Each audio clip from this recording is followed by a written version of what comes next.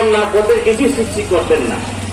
এই জন্য রাসূল করিম সাল্লাল্লাহু আলাইহি ওয়াসাল্লামের উপর কটূক্তি করছে যারা, তাদের বিচার আল্লাহ রাব্বুল আলামিন তো করবেন। সমস্ত পৃথিবীর মুসলমানদের অন্তরে আঘাত দিয়েছেন।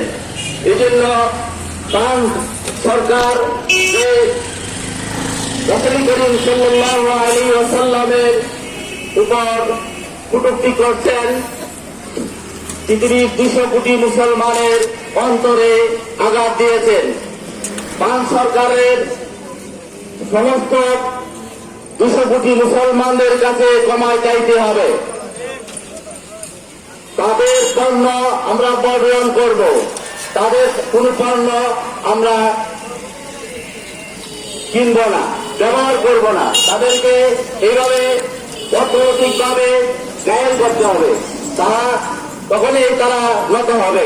মুসলমানদের কাছে মাপ চাইতে হবে, তাদের পণ্য চালাইতে হলে সমস্ত পৃথিবীর মুসলমানদের কাছে ক্ষমা চাইতে হবে, না হয় তাদের কোন পণ্য এই দেশে চলবে না।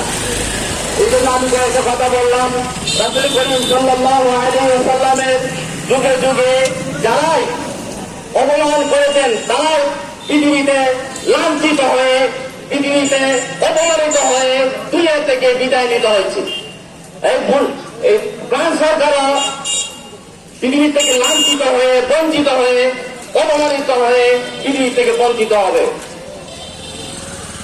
আমি কয়েকটা কথা বললাম। ওয়া আখিরু দাওয়ানা আলহামদুলিল্লাহি রাব্বিল আলামিন।